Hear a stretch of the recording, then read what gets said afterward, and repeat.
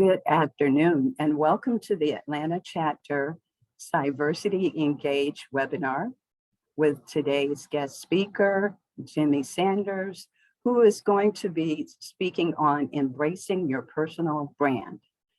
Before we get started and I turn it over to Jimmy, a couple of announcements I'd like to make, and that is this webinar is being recorded.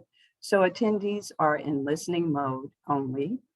Also, after Jimmy's talk, we'll have a time for you to engage and ask questions. So please post your questions in the Q&A chat, not the regular chat, just Q&A chat, okay? And then following that, we'll give you some information about Cyversity, some of the membership benefits and how you can join. And then at the end of the webinar, you will be presented with a survey. So we ask that you provide feedback on today's event. So now, without further ado, I will introduce our speaker, if I can get mine. Here we go.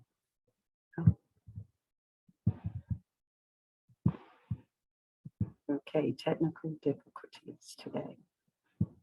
Jimmy, I'm sorry.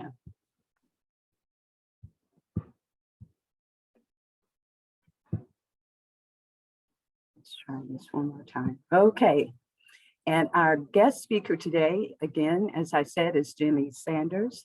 He is the head of information security at Netflix DVD. Jimmy has been keynote speaker at Black Hat, RSA, Secure World, InfoSec World, as well as other notable events. He is the current local San Francisco Bay chapter president of ISSA and also sits on the ISSA International Board of Directors.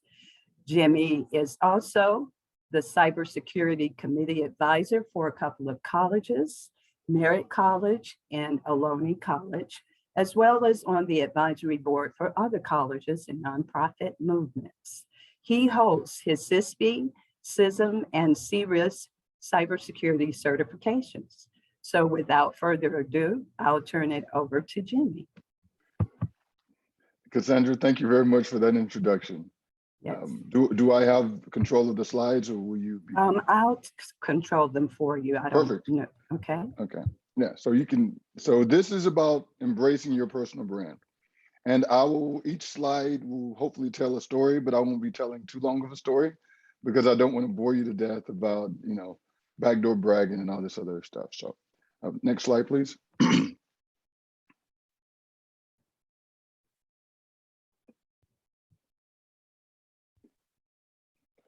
So the easy thing, and the reason why I always include this slide is that this is meant for open minds. It's not meant to say that ISSA is endorsing this or Netflix is endorsing this. These are my ideas, my opinions. You can agree with them, you can challenge them. I look forward to an engaging conversation. So if you do have questions or issues with anything that I'm talking about, please address that to me. You don't address that with Cyversity, Netflix, or ISSA. I stand by my words for myself. Next slide. So one of the reasons why I always show this slide is that what these organizations and being part of these organizations has done for my life. When I first joined, I was just a singular person in the wind fighting the good fight. And then I started joining organizations and started working for notable companies, and my career trajectory changed dramatically. I remember my first Silicon Valley job was at SAP, and I can tell you, when I tell you Silicon Valley job is totally different than any other kind of job you can imagine, where everything is free and you think you have it, like it's just crazy. But I'll talk about that a little later. But that's my story that I'll address. But looking forward to this presentation. Next slide. So I didn't want to spend too much time necessarily on the first slide about all the groups and things, because you can read my bio and you can read about this stuff. But the main thing I'm talking about is about your brand. And the brand is essentially what it says on the screen. It's what somebody feels about your experience when they're interacting with you or your business. And what ends up happening, and what ended up happening to me, is like your personal brand makes you your own business. So now when you reach a brand level where you start keynoting things and you start going to have different opportunities, they are flying you out. They are putting you up. They are asking you to be on the boards. The reason why people on boards of companies isn't because they're the best mind in the room, even though they may be very smart. Generally, it's because they have a lot of power in the room and their brand makes that company more credible. So when you have Elon Musk or Bill Gates on your board, that's an amazing thing to brag about for your company. So when you're building your brand, companies see that, nonprofits see that, your company sees that. And I'll give you a couple examples of how that actually benefits you from a financial level as well. Next slide. So I always have this slide, and if you can click one more time, because one of the things that I do, I've been on ISA for the longest time, for a long time, and I lead the Emerging Technologies Division, and next slide. And I also lead what's called their Cyber Executive Forum. Or I don't lead it, I partner with two other people on the ISA International Board. The reason why I show this slide and I do this is because one of my brands is that I'm always talking about automation. I'm always talking about leading in terms of how you do security in a more automated way. How do you deal with artificial intelligence? How do you deal with certain ethical implications that artificial intelligence or new technologies bring? And if I wasn't actually practicing that where I work and I wasn't actually leading that in several groups, then my brand would kind of be shallow because I would be talking about things that I have no idea or no real interest in. Next slide. And then one more. Thank you. And so my paying job that I get paid, for my money is I work for DVD.com. And so I run the security there. And one of the first things you realize when you work for a company like that is that our credo is what's called freedom and responsibility. And that simply means we will give you the freedom to do what we think or what you think is the best way to do your job. But we will hold you responsible for that. And the reason why I bring this up is because when you start building your brand, it's you have the freedom to build your brand in the ilk, in the like that you desire. You don't have to follow in my shoes or Cassandra's shoes or Larry Whiteside's shoes or whoever else. You can be your own brand, and hopefully you're being an authentic brand. But you have the responsibility to stand on that brand or stand behind that brand when it gets challenged, when people call you out on things. Because one of the things that I see consistently is somebody becoming a thought leader when they join a company. And as soon as they leave a company, they're no longer a thought leader. And what I tell people is the company doesn't make you who you are. The company may enhance what you are. They may, give you a better platform, but hopefully your brand can speak for itself and stand on its own. Next slide. So the reason why I always love this slide right here is because this was in 2018 at Black Hat Europe in London. And I've been in IT since 1999. I've been in computer security since 2006. So when I first started speaking and when I would first go to places and start talking, people like, oh, you're overnight success. It just happened rapidly. And I would laugh because this picture is from was in 2018, and I've been doing it since 2006. That's what, 12 years of working and grinding and talking. And so every overnight success that I've seen that is very consistent is not an overnight success. It may be that their recognition may just be coming out, but their practice, their due diligence has been consistent. Next slide. And so I was talking to Cassandra and Ife about this as well. And this is one of the craziest stories that I can tell you about building your brand, understanding your worth, and translating that. Because the big one is $69,500 versus $60,000. And I say magic numbers versus FUD, because in security, we use FUD as fear, uncertainty, and doubt. But in our careers, we experience a lot of FUD that we impose on ourselves because we're at a comfortable company. We're at a great opportunity, or we may be in a good location, for instance. And so I tell the story of the 69,500. I was working in the security, got my review. And at the time of the review, the hiring manager said, okay, Jimmy, here's your salary increase. And it was to $69,500. And I was like, just give me another $500. If you just give me another $500, I can say I'm like 70K, I'll be amazing, it'll be great. I can brag to my family because I'm moving up in the world. And then we're like, no, Jimmy, we can't do that. HR says, this is the stipulations, this is the percentage, and it goes outside of our percentage range. $500 went outside of the percentage range. And what that did for me was it lit the fire for me to go outside of the company, because I realized, yes, I had a nice office. Yes, I had a nice view, but I'm handcuffed by all of the things when I'm really making peanuts. And so fast forward, I was working at my current job, and I went to him about a couple of months into the gig, and I said, you know what, I'm doing a lot of things. I'm doing a lot of speaking. I'm working hard at my craft. I'm hopefully bringing a lot of benefit to the company itself. Here's some documentation of why. And I said, I think I'm underpaid. And they were like, okay, Jimmy, let's take this back and we'll see what you're talking about.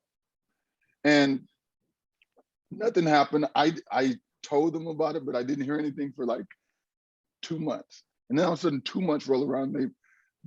The person above me was like, Jimmy, come into my office, let's talk. And then I went into the office and I'm like, you know what, Jimmy, you are underpaid. And so here's another $60,000 added to your annual salary. And I was like, okay, that's a different level. So, so when I tell people the 69.5 story compared to the $60,000 story, like think about that. I mean, one of the funny things that we experience when we're building our brand and when we're actually out in the employee marketplace is that we have a hard time talking real numbers because we don't want to do it.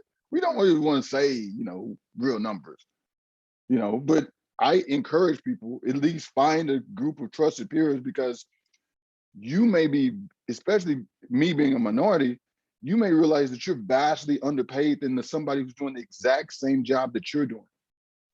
So hopefully, you understand what I mean by magic numbers and FUD, because trust me, my magic number is a different magic number than it was back then. Next slide.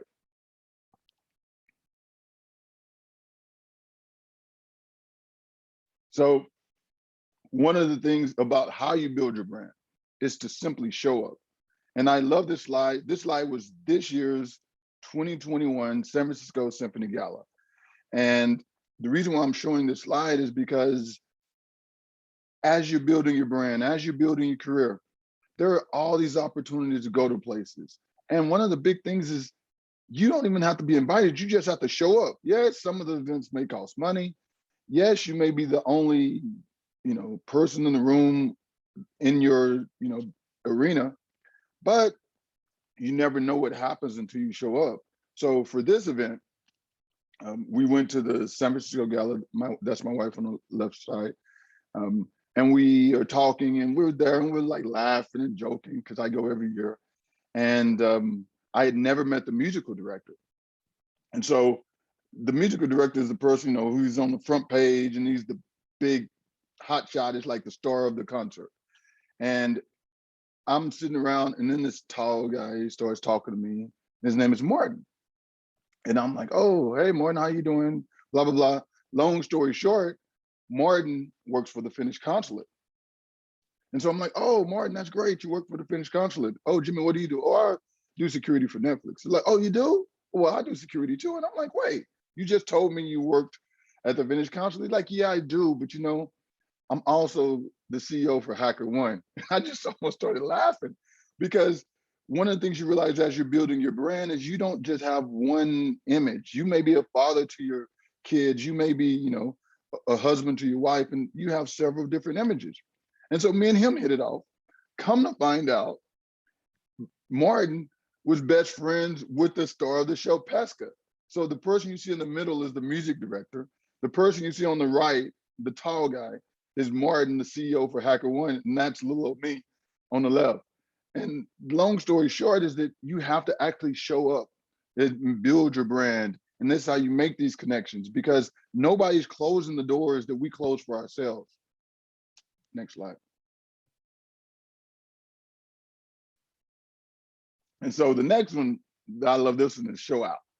And the reason why I have this one is the person that you see on the left, you may or may not know, his name was Tommy Smith, and he won the Olympic gold medal. And when he won, did the Black Fist. And I had the opportunity to meet with him and talk with him. And this was during African American Month. And it was a great opportunity for me because he's also alumni for San Jose State. So he and we were chatting. I had a couple of books signed because when I meet people, I always like to give them the roses. And so this simply means if you don't actually, it doesn't matter what you say. It doesn't matter how you're trying to build your brand. If you don't actually deliver, he won the gold medal. So by what, if he would have finished 10th place and did the Black Fist, nobody would have said anything. It was the fact that he won the gold medal. So you first have to show up and then you have to show out. You can't just be good. You have to be close to the best, and you have to consistently do that. And obviously doing that at the Olympics at the star stage is how he did that. And so his book, for anyone interested, is called Silent Gesture. And I would, ask you to read it, because one of the crazy things that happened, is that how he got, kind of discriminated against every time after that one. Next slide. So I told you about showing up and showing out. The one thing that I haven't told you about is why join an organization. And the reason why I feel like this is important is because when you're first building your brand, when you're first building your resume, when you're first building your career, there's a lot of things that aren't told to you because you're working at your company, you're working in your isolated environment. As you start joining these organizations, then you start being able to hear and get advice from other people. One of the other big things that also happens is, let's say you're an executive currently, and you decide that you don't only want to be an executive, but you want to go more. You want to actually start advising boards. You want to start, talking to venture capitalists. You want to start, broadening your portfolio in terms of your skill set. Well, the hardest thing to do is to start from scratch and rebuild the wheel on how to do that. And so by joining one of your local boards, it could be a board from Cyversity. It could be, a board from ISSA, ISACA. And that was the one thing I realized, is that by me joining boards, I get to influence that organization. I get to put more skin in the game for me. And hopefully I get to understand how boards work so that when I'm running companies and when I'm advising companies, I understand the political ramifications of what I'm talking about. And it's easy to look back at a company and think about, oh, well, the CEO makes the decisions. Well, that's not really how companies work, especially publicly traded companies. The CEO makes a lot of the decisions, but a lot of behind the scenes decisions and a lot of the maneuverings of companies and organizations are done by the board. So by being on the inside seat of a board, you get to actively dictate the direction of what a company's going. And that not only enhances the company, but it also enhances you because it builds your brand up. And so to me, that's why you should join an organization. Next slide. And so I intentionally wanted this to be short because I was talking to Cassandra and Ife, and I didn't want this to be me just talking to you about, this is brand. I wanted to give some real life examples of how to do it, but I also want to answer questions about how to build your brand. So thank you very much.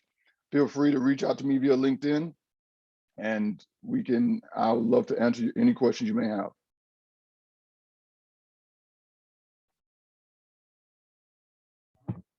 Okay, so now we'll open it up for Q&A. Thank you so much, Jimmy, for that presentation and sharing with us. And thank you to Ife Davis, who is our Director of Corporate Partnerships, who brought forth today's webinar and gave us the ideas. So thank you so much, Ife, as well. So right now, Jimmy, we have one question in the Q&A. And let's see, can you talk about local versus international brands, how to be known overseas? Yeah, so that's a really interesting question. And I would actually tell you it depends on where you want to be overseas. Because one of the things that I see that happens is the Middle East, Saudi Arabia, Dubai, entities like that embrace more people of color. European conferences, they do that as well, but not quite to the same extent. And so you need to understand what type of conferences or what type of opportunities you want to explore. And then you start drilling in on your presentation, on your subject matter, so that you're an expert, that when they have that type of conference, let's say in Berlin, and that conference is based on resilience, and you're known as the resilience of expert. That's how, then, but first you got to build up from a local level. The problem that happens is that you can't speak unless you've spoken before. So one of the best ways to do that is either do your own local event or reach out to your local event organizers and ask them, can you present or something? And then you start that little snowball, because nobody's gonna fly you out to an 8-hour flight where they're paying for it and putting you up in these hotel rooms for nights if you never spoke on a local level. So first you gotta build a little local buzz. You don't have to do too much, but you have to at least build that buzz. And then you also need to be a subject matter expert in a certain topic that's of interest to the organization that you want to talk about. Okay, thank you for that, Jimmy. Let's see, we'll wait a few seconds and see if we have any other questions here. So, and I'll just tell people who are participating right now, one of the issues about, as you're building your brand, is that asking questions. Because I am the first person to say, I remember somebody was telling me about SPAC. I was at a meeting 2 nights ago, and it was among these venture capitalists and CEOs, and I was like, oh man, this is a good room to be in. And they were mentioning words, and I would constantly be like, oh, what does that mean? Because you always look less intelligent when you act like you know something when you don't.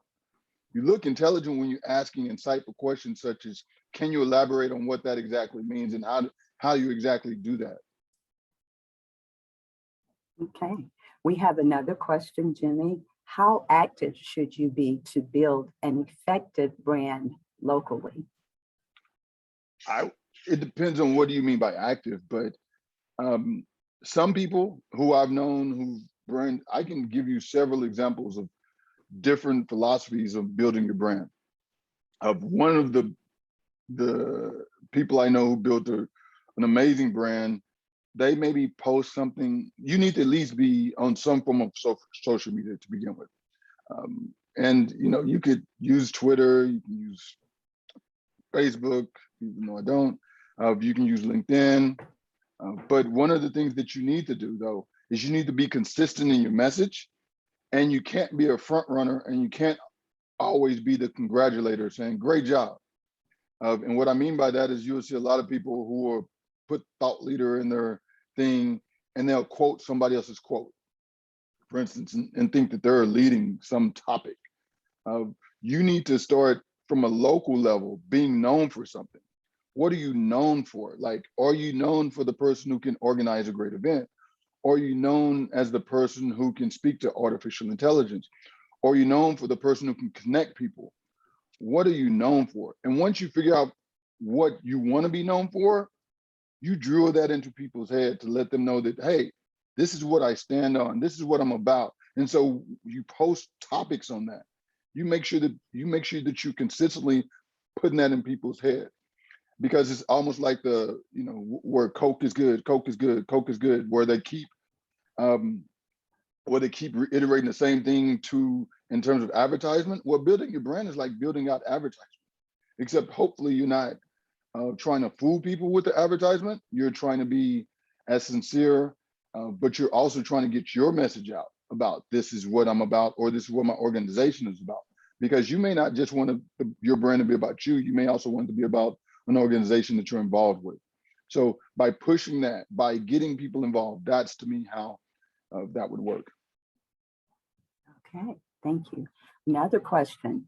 How do you get the fear, apprehension of speaking at a conference? How do you get that out? And also, how do you deal with imposter syndrome?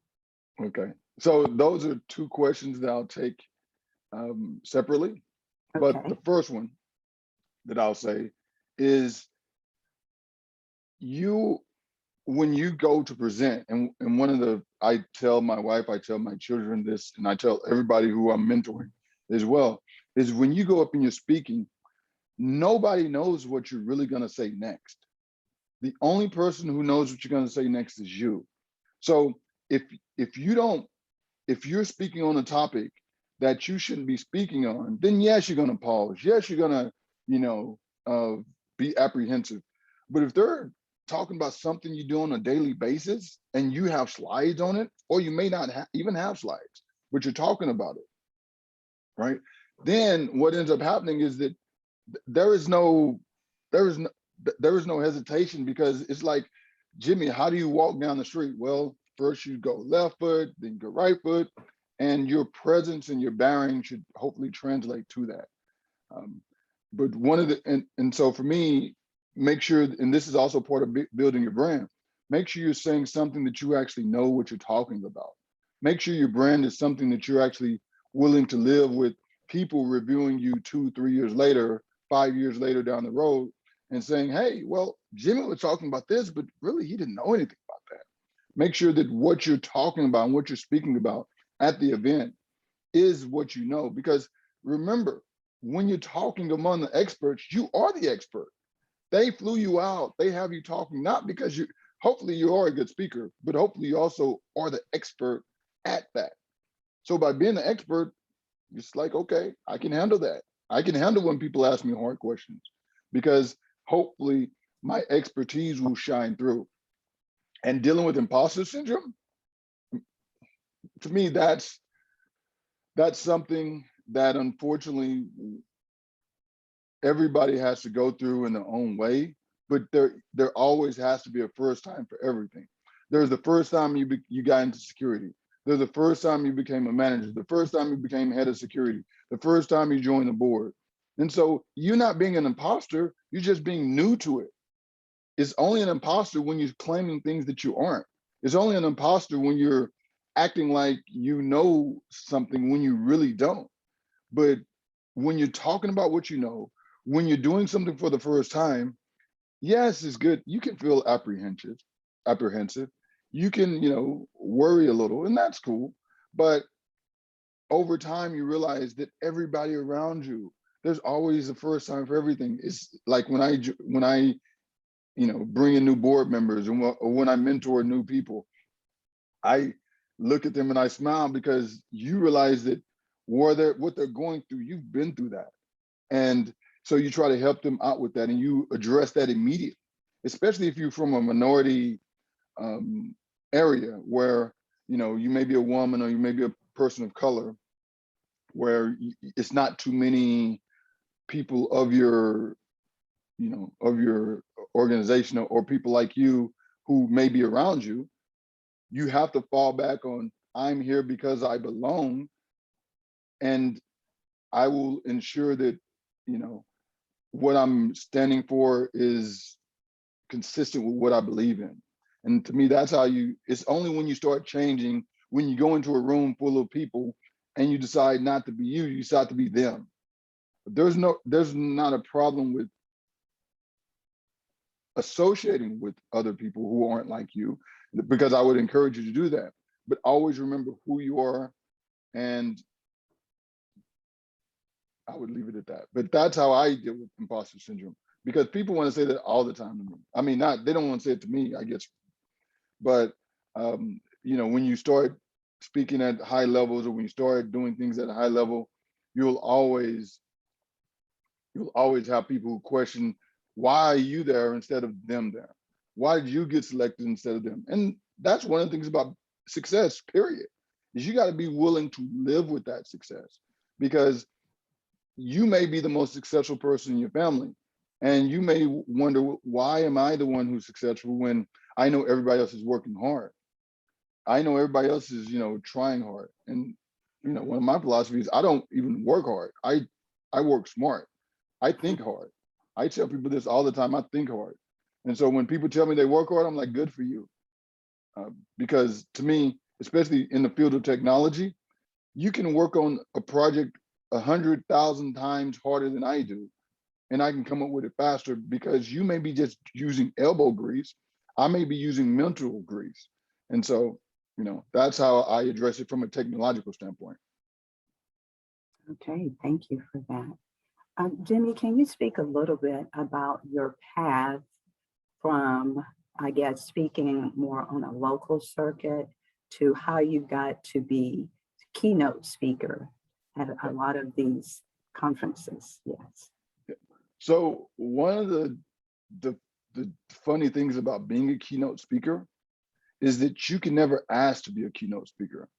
They can only ask you. So you can't say, oh, I want to be the keynote speaker at RSA, and then RSA says, yes, Jimmy, we would love to have you. Even though it would be great, unfortunately, that's not the way it works. So what you have to do, and I was alluding to this earlier, when you start speaking, is it becomes a snowball effect, because you can't speak unless you've spoken before, because they don't want you up on a big stage if they don't have any evidence that you can articulate your thoughts well. So what I would do is I would practice speaking at just some local events, even if it's a 15-minute presentation or a 5-minute presentation, and or work with your peers. And that's why I was saying about joining groups, because you have to start consistently being able to speak at local events. And then people start building bodies of evidence, because all of the national and international conferences, they have a team of between 10 and 15 people who do nothing but go through LinkedIn, go through YouTube, go through all past conferences, look at everybody who's spoken at those conferences, and then start saying, okay, I like that person, we haven't had that person, and they're a great speaker, we want that person. So they need a body of evidence of you speaking, at least on a local level, for a certain period of time before you can get invited. So generally it goes, you speak locally, and when I mean locally, it could be just organization or citywide, and then it's region-wide. So you may be speaking on just your state, and then you speak on from a coast, and then generally once you actually have gotten to the point where you're speaking on a coastal level, where you're speaking like on the West Coast, for instance, or the East Coast, for instance, or you're doing something at a Southern conference, that's not in your backyard. So for me to speak at Florida would be, like a big deal. If you're from Atlanta and you go to California, that would be a big deal. Once you reach that level of speaking, then you start getting more international invitations. And especially in this day and age where we're doing a lot of things remote, a lot of international conferences are reaching out more and more. But my issue is I just don't see enough people of color and minorities who are consistently speaking, at least on a local level, to even get invited.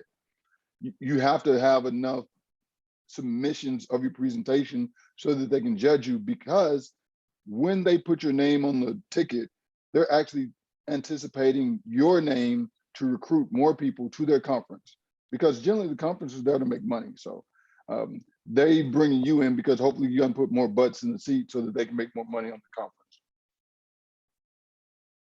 Okay, thank you. Let's see, we don't have any other questions in the QA now. So I'll just pause a minute and ask if any of our participants have any more questions to ask Jimmy this afternoon. Okay, and while we're waiting for that, I have another question for you, Jimmy. You have indicated that you've been the president of the local chapter in San Francisco for ISSA. You've been the president there. What was your path to get you to be on the ISSA International Board of Directors? Yeah. So my rule in life is don't wait your turn. So when I first joined ISA, I started off as a communication director. Then I became the vice president, and then I became the president. And when I see something that I'm passionate about or that I care about, if I think that I can improve it, or if I think that I can bring value, I immediately try to put my hat into the ring in terms of being on the board, because being a member is an amazing thing, is great. But as I was alluding to before, a lot of the decisions are made by the board of directors. And so being on the president for San Francisco, I've been on president for 7 going on 8 years. I've had an amazing run. It's an amazing organization. But one of the things that started happening is, as my brand started growing more nationally and internationally, I realized that to do things at scale, I needed to do things from an international level instead of more from a local level. And so I decided last year, 2020, to join the ISA International Board. And so one of the things that that's allowed me to do now is, now instead of me doing a mentoring push from Bay Area students, which I still do, it allows me to do a mentoring push for international students. I work with universities throughout America, so that hopefully what you're doing is more amplified. Not to say that your efforts are harder or less hard, because whether you're on a local board or an international board, you're still going to spend a lot of time, I take that back. You may or may not spend a lot of time, because one of the things about what happens when you join a board is your impact is what you decide you want to put into it. So if you want to put 10 minutes a month or 1 hour a month into joining a board, that's you. Me, I put in as much time as possible to hopefully achieve the goals that I'm set out to do. And so every time I join a board, I come out with goals. Like I was saying before, one of my goals is, helping out cyber executives. One of my goals is to embrace emerging technologies. One of my goals is to work with more minorities and more of younger people on their career paths, because I've seen what being on boards have done to me. And that's why I tell everybody, in terms of building your brand and building your income, because I get generally when you're on a board for a public company, you actually get paid for that.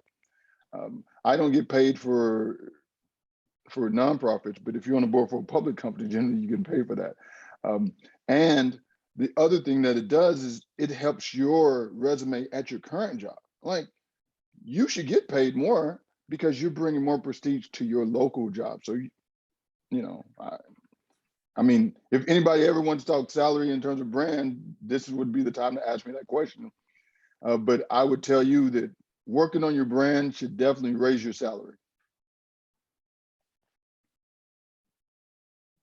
Okay, thank you. Let me check the QA, see if we have any more questions. Not yet. Not yet here.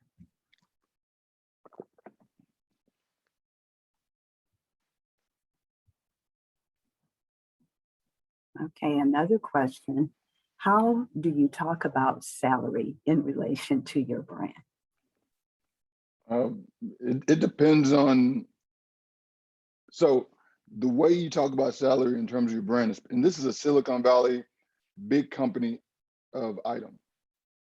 And so as your brand gets bigger, the more companies are reviewing you, because you're talked about, you're making the news. If you say something, generally when you have a good brand, if you tweet something and it's slightly controversial, it makes the news. And so it may be at a company, it may be at an individual, or it may be at a nation. And so when that happens, you're actually moving the needle. You may not realize it. You may not even realize who's watching you as you're building your brand. But when you make those type of things, the needle is moving. It may be moving in a positive direction or a negative direction. Sometimes, the unintended consequence happen. But when you start building your brand, what happens is, like, the new company in town that's on their Series B or Series C, and they're making a lot of money. They're looking at you and they're like, man, that's a hot commodity right there. I like what that person is saying. Where does that person work? No. Where they work is good, but they should come work for us because we're the best game in town. We want the smartest people in town. And so what happens is they say, oh, Jimmy, what are you making? And you tell them what you're making. And they say, okay, Jimmy, well, here's a bag of cash. Come join my team. And that's how it happens in brand, because when you start reaching management level, when you start working with these Silicon Valley companies and these national companies, as I was saying, when you join a board, it makes the news. When you join a company and you have a brand, it makes the news. They do press releases. Sometimes a person joining the company, a CISO or head of an executive, what have you, when they join a company, sometimes their stock price even moves. I'm not saying that's in my case, but I know that happens. But so your brand can directly relate, because the CEO for the hottest company wants the best CISO or the head of security or the best person with the best brand. And they'll pay you for it. Trust me, they'll walk up to you. I always tell people it's the bag of cash thing. Like, they're like, oh, hey, Sally, I'm glad you work at this company, but you know what? I've been watching you. You've been doing a great job.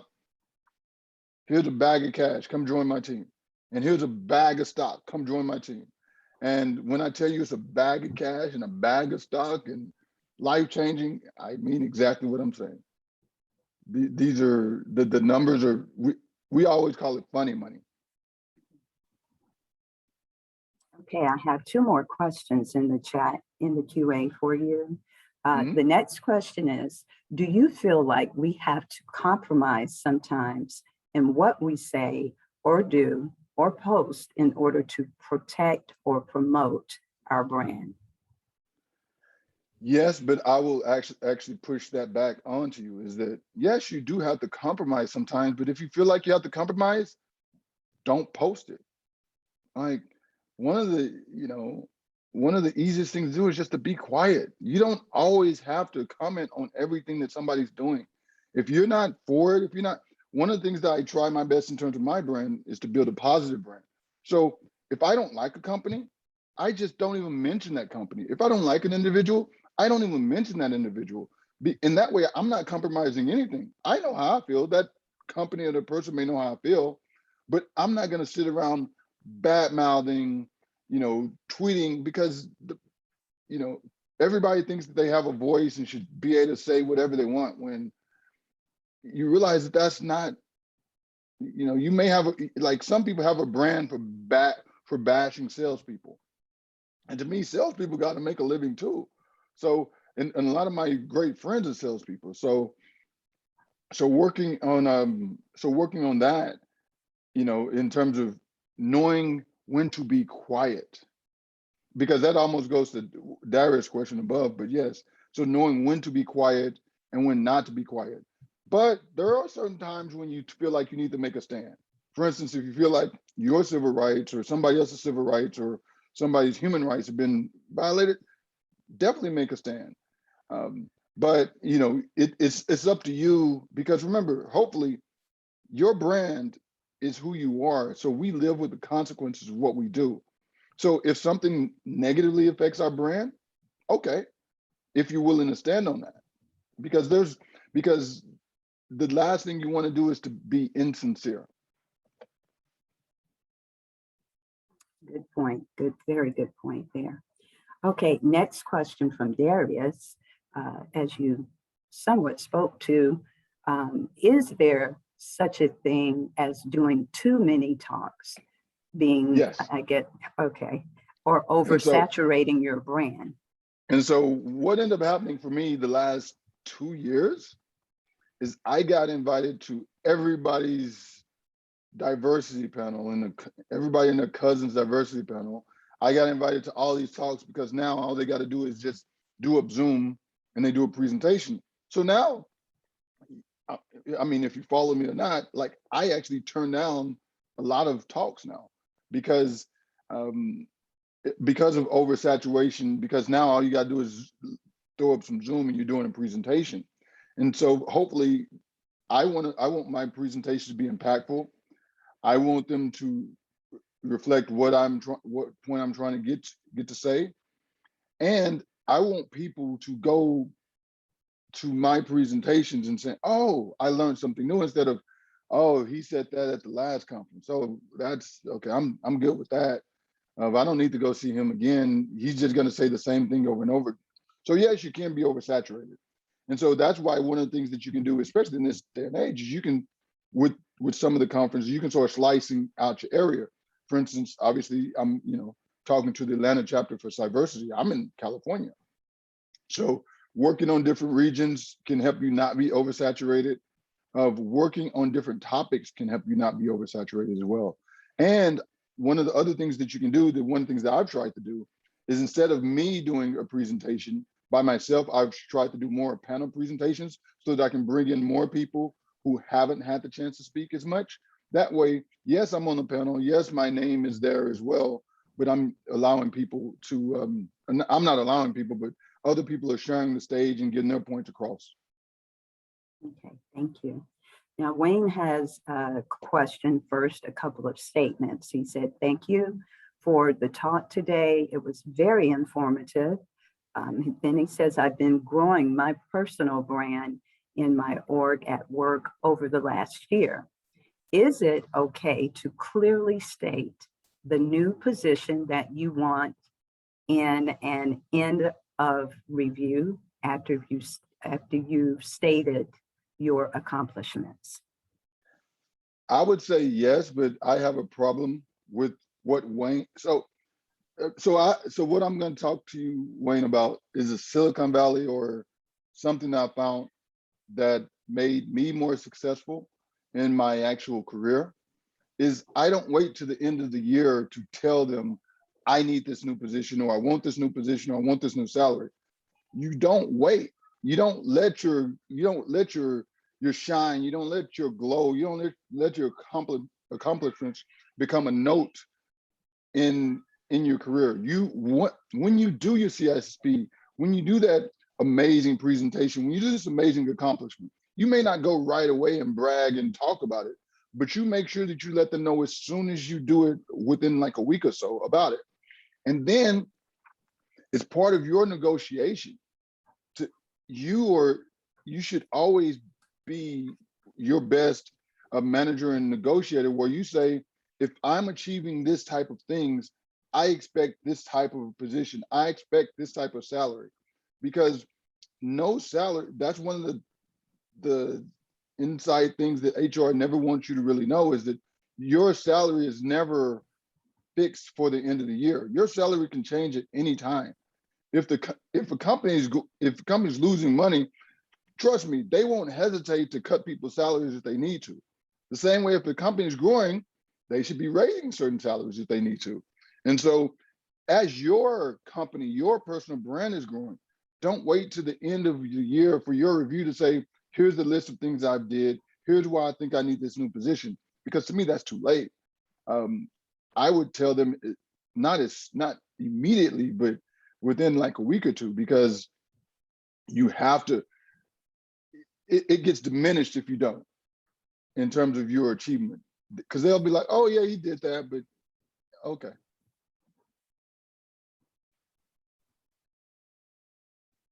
So hopefully that answers your question. Okay, thank you. So let's No, see. thank you. Not seeing any other questions just yet. We'll give it another minute.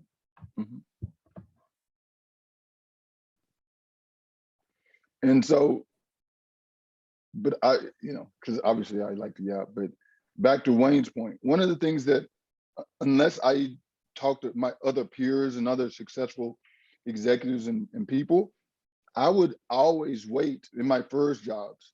I would always wait for my review. And I would always wait to see when I'm doing good, when I'm doing bad.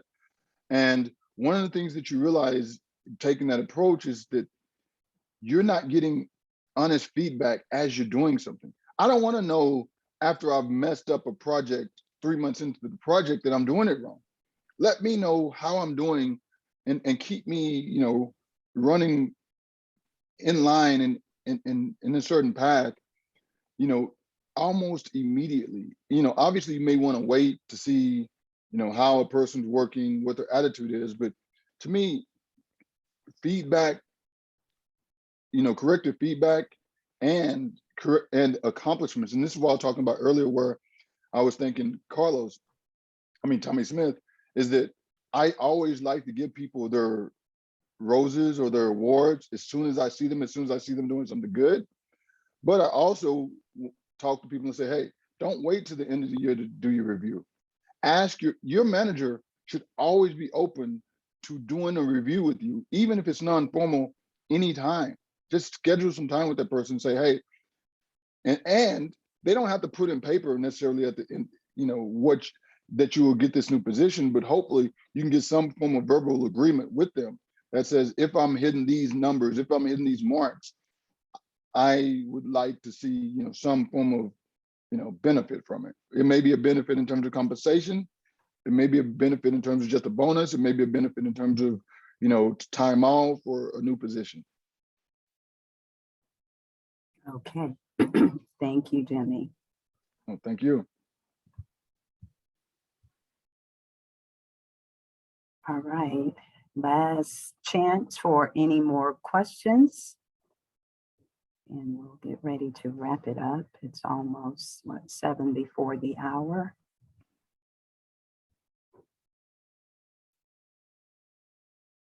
Yes, we have one more question that just came in.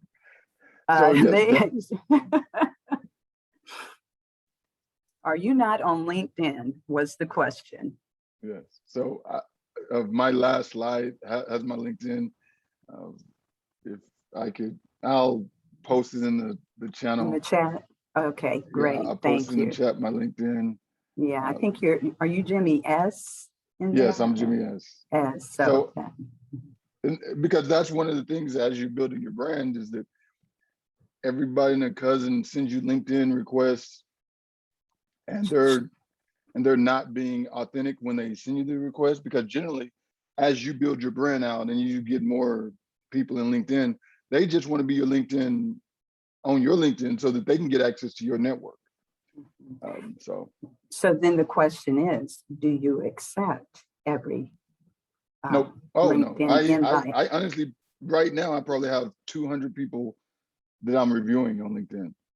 Okay. Because obviously during the COVID time, you don't, you can't meet these people in person. But what I always ask people, and I tell people on this call in this presentation, is just mention that you saw me, presenting for Cyversity, and then I'll accept you. Because if you see me talk, if you've reached out to me and we've had some form of connection, then I always accept that person. But I just don't accept random people who want to use me to sell me something. Okay, thank you. No, All right. Well, thank you again, Jimmy, for being here today and being our guest speaker. You've shared a great insight to myself as well as to our attendees. Main takeaways, as you stated in a couple of your slides: show up, and when you do show up, then show out. Yes. Right? Network, volunteer, and get involved with different organizations and build those relationships, right? Become a subject matter expert in something and start on a local level of building your confidence, talking about certain topics that are passionate to you, right? And grow from there. I think we have something else. Oh, we had someone who said, excellent, thank you for No, thank your you. talk today. So thank you very much for that, Jeff, as well. So we're going to end now and talk a little bit about Cyversity and some of its membership benefits. We invite you to join Cyversity now through year end. Membership is free. We will start in January incurring cost for membership on a professional level and a student level. Some of the benefits you get in Cyversity is our cyberseek.org, where you can learn about a variety of cybersecurity roles and job demands by locations. There is also a tool that we have called Competency Core, which allows you to assess your job readiness and to give you ideas, to give you pointers of what positions may be good for you, where you are at a certain point in time. Also, we have our engage events like today to provide more information on various topics to the community, to our membership. We do have training and scholarship programs and also mentorship programs. And then also we have ways to connect by joining the local chapters located around the United States, as well as means of communication. One would be through our Slack channel. And then we also are on LinkedIn and Twitter and Facebook. So here's some information. Again, if you're interested in joining the Atlanta chapter, we would love to have you. Just go to cyversity.org and go to join our community, become a member, and choose Atlanta as your chapter affiliation. Okay. Lastly, I'd like to remind you to please complete the survey that's presented to you at the end of the webinar. And we do have one announcement. Last month, we had a giveaway for one individual for our EC Council Certified Ethical Hacker iLearning class. That particular person who won is Renata Speaks. We will be sending her an email and she gets a year free access to the iLearning class for Certified Ethical Hacker, compliments of EC Council. So thanks to EC Council.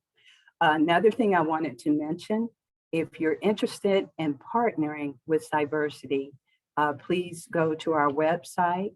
We have sponsorship opportunities. We would love for you to sponsor our local chapter as well as the national organization. Okay, so thank you so much for joining us today.